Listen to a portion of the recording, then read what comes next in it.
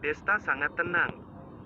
Dia memutar setir dengan kedua tangan dan menarik rem tangan serta rem kaki penuh pada saat bersamaan. Seluruh seri BMW 7 melewati truk pada sudut yang sangat mendebarkan dan kedua mobil itu bahkan menggosok percikan api yang mempesona. Bom! Sebuah ledakan yang memekakkan telinga terdengar. Pada saat truk itu tidak tertabrak mobil Desta, truk itu menabrak landasan sisi jalan dalam keadaan tidak terkendali, bagian depan truk terbakar dan meledak dan sopir juga dipenuhi dengan api. Kendaraan di jalan berhenti untuk melihat, menunjuk ke truk besar yang terbakar. Setelah Desta menghentikan mobil dengan stabil, dia bergegas memeriksa kondisi Vero. Setelah menemukan bahwa gadis itu hanya ketakutan dan tidak terluka, dia menghela napas lega.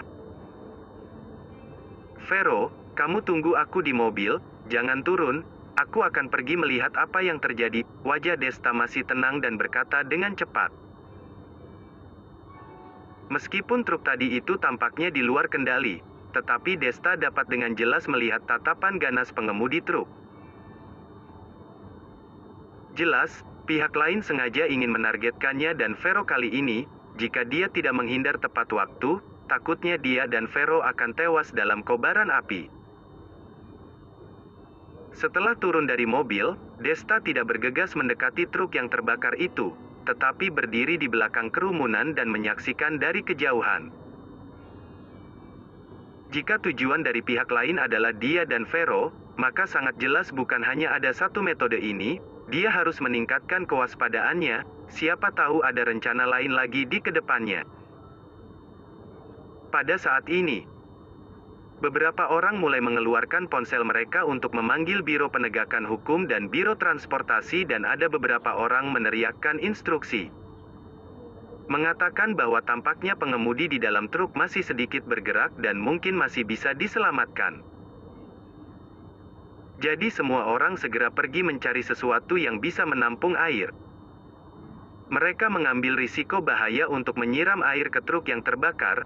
Adegan itu dipenuhi dengan atmosfer penyelamatan yang hangat dan nyala api ditekan sebelum truk pemadam kebakaran datang. "Permisi, bantu aku mengambil barang-barang ini, aku akan pergi menyelamatkan orang." Tiba-tiba, seorang pria muda mendatangi Desta dan menyerahkan ponsel dan tas bahu kepada Desta, kemudian dia menyiram baskom air ke tubuhnya sendiri dan bergegas ke dalam kobaran api untuk menyelamatkan orang. Desta sedikit mengernyit, entah kenapa dia merasa sedikit aneh. Menurut pengamatannya, pengemudi truk seharusnya kehabisan napas pada tabrakan pertama. Bahkan jika dia beruntung dan tidak mati pada waktu itu. Tetapi dia telah dibakar dalam api untuk waktu yang lama dan pasti sudah terbakar hingga setengah matang di luar dan empuk di dalamnya. Apakah masih perlu menyelamatkannya? Tidak. Ada yang salah dengan barang-barang ini. Hati Desta tercengang dan langsung melemparkan ponsel dan tas bahu di tanah. Para penonton di dekatnya melihat adegan ini dan tidak bisa menahan diri untuk berkata, "Ada apa denganmu? Apakah kamu punya hati nurani?" "Iya." Dia tidak meminta kamu untuk menyelamatkan orang, hanya memintamu untuk membantunya mengambil ponsel dan tasnya. Kamu pun tidak mau. Bagaimana jika ponselnya rusak? Apakah kamu akan membayarnya? Dunia ini benar-benar kejam, hati manusia sangat jahat. Apa yang terjadi dengan masyarakat ini? Mendengar suara kritik dan keluhan itu, Desta sama sekali tidak menghiraukannya. Hanya saja ketika seorang pria muda akan maju, mengambil ponsel dan tas bahunya, Desta langsung menghentikannya, mendorongnya ke belakang dan berkata dengan dingin, "Jangan pergi ke sana." "Sialan, kamu lepaskan aku tidak sekejam kamu, bagaimana aku bisa melempar benda-benda ini ke tanah begitu saja, Bang?" Sebelum dia menyelesaikan kata-katanya, ponsel itu tiba-tiba mengeluarkan percikan api yang menyilau dan nyala api yang membara menjulang naik ke langit, yang kekuatannya tidak kalah dengan ledakan truk tadi. Pada saat ini, semua orang yang sebelumnya telah mengkritik Desta pun tertegun. Mereka membuka mulut lebar-lebar dan tidak merasakan apa-apa selain ruang kosong di dalam benak mereka dan tidak bisa mengatakan apa-apa. Ponsel, mengapa ponsel tiba-tiba meledak? Apakah karena terlalu dekat dan suhunya terlalu tinggi sehingga ponsel meledak? Di tengah kerumunan, suara lemah dan serak terdengar. Banyak orang juga mengangguk diam-diam untuk menunjukkan persetujuan mereka. Melihat ini, Desta menggelengkan kepalanya dan tersenyum dingin. Dia belum pernah melihat ponsel bermerek apapun yang bisa meledak sekuat bom, dan nyala api yang membara menjulang naik ke langit itu jelas merupakan peledakan terarah. Jelas bahwa seseorang dengan sengaja merancang plot ini. Pertama, atas nama orang yang ingin pergi membantu. Dia meletakkan ponsel di tangan Desta dan kemudian bom di dalam ponsel meledak. Jika Desta tidak mengambil tindakan pencegahan sebelumnya, takutnya dia akan terbakar oleh api dan tubuhnya menjadi hangus. Benar saja, mata Desta menyapu di sekitar, pria muda yang menyerahkan ponsel kepadanya sudah hilang. Siapa yang sedang mengincarnya? Desta menyipitkan matanya dan memutuskan untuk pergi dari sini dulu. Pihak lain datang dengan siap kali ini. Diperkirakan Desta akan berhenti untuk memeriksa situasi. Ini juga merupakan bagian dari rencana mereka. Karena itu, dia harus pergi secepat mungkin untuk menyingkirkan bahaya sepenuhnya. Dengan cepat kembali ke mobil, Desta mengikat sabuk pengamannya. Sambil menyalakan mobil, dia berkata kepada Vero, "Vero, kamu duduk dengan tenang, ayo kita kembali dulu." Setelah berkata demikian, dia akan menginjak pedal gas, tetapi pada saat itu, dia tiba-tiba menemukan bahwa Vero memiliki sebungkus susu di tangannya. "Vero, dari mana kamu mendapatkan susu ini?" Wajah Desta sedikit berubah dan dia bertanya dengan suara berat. Vero melihat bungkus susu di tangannya dan berkata, "Seorang wanita baru saja lewat dan menyerahkannya kepada aku." Dia berkata bahwa dia ingin pergi membantu. Mendengar kata-kata yang sama, alis Desta tidak bisa membantu tetapi melonjak dengan keras. Dia segera mengambil bungkus susu itu dan melemparkannya langsung keluar dari jendela mobil. Dia segera menarik Vero keluar dari pintu sisi lain dan berlari ke halaman rumput. Bang, boom! Tanda seru. Setelah dua ledakan, BMW seri 7 Desta langsung meledak membara ke langit oleh kekuatan ledakan yang mengerikan, membakar sekelompok api yang ganas di atas dan kemudian menghantam ke tanah dengan keras. Pada saat ini, seluruh jalan tiba-tiba panik. Semua orang yang tadi menyaksikan semua ini langsung melarikan diri dalam kebingungan, karena khawatir akan ada mobil yang tiba-tiba meledak lagi dan menyebabkan dirinya menderita. Sialan, siapa yang melakukannya? Tatapan Desta sangat serius dan melindungi Vero dengan ketat di belakangnya. Pada saat ini, ponsel di sakunya bergetar sedikit, dia mengeluarkannya dan melihatnya. Itu adalah pesan pendek dari nomor yang tidak dikenal. Ketika membuka untuk melihatnya, isi pesan teks segera membuat dia mengerutkan kening. "Tuan Chu, apakah Anda puas dengan hadiah pertemuan hari ini? Tidak masalah jika Anda tidak puas, masih ada jalan panjang, kami Prison Eye akan menemanimu dan bermain pelan-pelan." Prison Eye, tanda seru. Melihat dua kata ini, hati Desta terkejut dan marah. Dia marah karena organisasi ini benar-benar berani menyerangnya. Apa yang mengejutkannya adalah bahwa metode organisasi ini sangat mengerikan sehingga secara tidak sengaja langsung menciptakan 3 ledakan. Jika dia tidak selalu waspada dan ditambah dengan pihak lain yang hanya ingin memberinya hadiah pertemuan ini, maka takutnya situasinya benar-benar akan lebih berbahaya daripada sekarang. "Kakak Desta, kamu kenapa?" Vero memperhatikan bahwa ekspresi Desta tidak benar dan bertanya dengan khawatir. Desta sedikit terkesima, lalu berkata sambil tersenyum, "Tidak apa-apa, ayo kita pulang dulu." Setelah berkata, dia hendak menelepon Paman Ding dan memintanya untuk mengirim mobil lain datang. Tetapi pada saat ini, dia merasa ada sentuhan berlendir di balik ponselnya. Tidak baik. Hati Desta gedebuk dan langsung membuang ponselnya. Bang! Sebuah suara ledakan, ponsel di udara langsung meledak menjadi sekelompok api yang hebat. Dengan suhu yang sangat panas, Desta langsung melemparkan Vero ke bawah tubuhnya, menghindari nyala api yang mengerikan. Kekuatan ini hampir sama kuatnya dengan granat perang. Kapan pihak lain menempelkan bahan peledak di bagian belakang ponselnya, mengapa dia sama sekali tidak menyadarinya? Selain itu, pihak lain pertama mengirim pesan teks kepada Desta dulu, mengatakan ini hanya hadiah pertemuan, dan sejenisnya, sengaja ingin membuatnya sadar. Tetapi ada jebakan yang lebih besar yang tersembunyi di dalam kegelapan. Jika Desta tidak bereaksi dengan cepat, takutnya dia dan Vero tidak akan luput dari rencana ini. Orang-orang di Prison Eye benar-benar sangat berbahaya.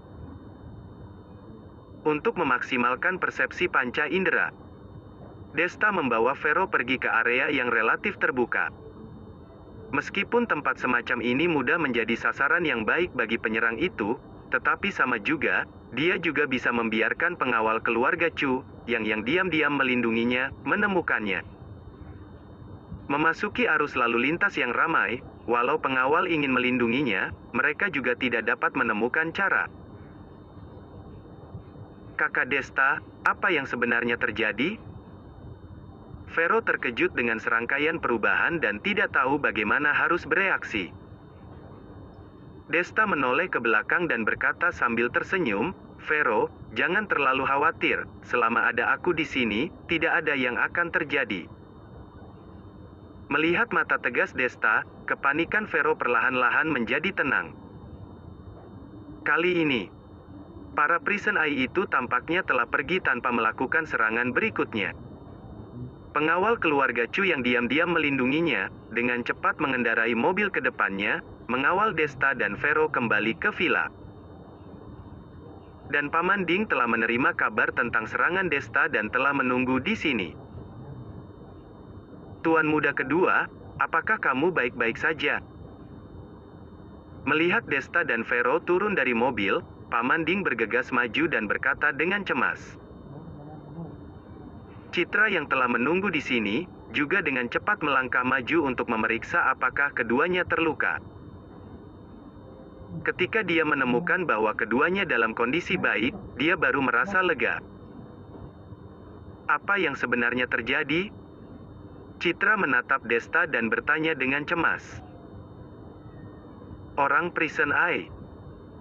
Desta tidak menyembunyikannya dan mengatakannya secara langsung. Sejak kematian Prison Eye yang secara tidak sengaja di rumah Chu itu, Desta terus berjaga-jaga terhadap masalah yang akan disebabkan oleh para Prison Eye. Tetapi pihak lain sama sekali tidak muncul, meninggalkannya dengan batu yang tergantung di hatinya. Meskipun serangan kali ini penuh bahaya, tetapi juga membuat batu besar di hatinya jatuh ke tanah dan benar-benar lega.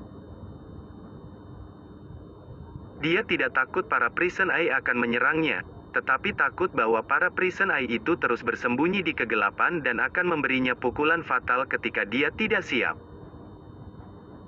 Sekarang pihak lain tidak bisa menahannya dan dia seharusnya tahu bagaimana menghadapinya. Paman Ding, sekarang letakkan semua kekuatan pengawal ini di sekitar villa untuk melindungi keselamatan Vero dan kakak Citra.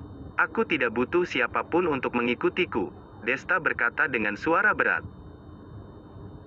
Tuan muda kedua, apakah ini pantas? Para Prison Eye itu sangat terkenal di organisasi pembunuhan dan juga terkenal karena metode berbahaya yang tidak tertentu itu. Jika kamu bepergian sendirian, itu sangat berbahaya, Paman Ding khawatir. Tidak masalah, aku punya caraku sendiri. Mata Desta menyipit, tatapannya penuh dengan kepercayaan diri yang belum pernah terjadi sebelumnya. Dia yang sekarang bukan lagi idiot yang baru saja menjadi seniman bela diri di pulau keluarga Chu. Dia tadi begitu pasif, terutama karena khawatir Vero akan terluka. Bagaimanapun, Vero hanyalah orang biasa yang tidak tahu apa-apa. Untungnya, para Prison Eye itu hanya menargetkannya. Jika mereka menggunakan metode ini untuk menargetkan Vero, maka konsekuensinya sangat tidak terbayangkan. Baiklah, aku percaya Tuan Muda kedua. Paman Ding merenung sejenak dan mengangguk setuju dengan keputusan Desta. Pertumbuhan Desta, dia selalu melihatnya di mata. Jika Desta masih dianggap sebagai penurut, orang yang tertindas tetapi tidak mampu melawan menantunya, itu pasti akan sangat merugikan. Dia percaya dengan kemampuan Desta, bahkan menghadapi para Prison Eye itu, dia seharusnya tidak akan rugi. Karena di antara banyak faktor, Desta memiliki keuntungan besar, yaitu, sini adalah negara Summer. Negara Summer memiliki pengawasan yang sangat ketat pada semua jenis alat dan sarana kekerasan. Bahkan jika Prison Eye, organisasi pembunuh terkenal di dunia, ingin membawa sejumlah besar senjata mematikan ke negara Summer, itu hanya sebuah mimpi bodoh.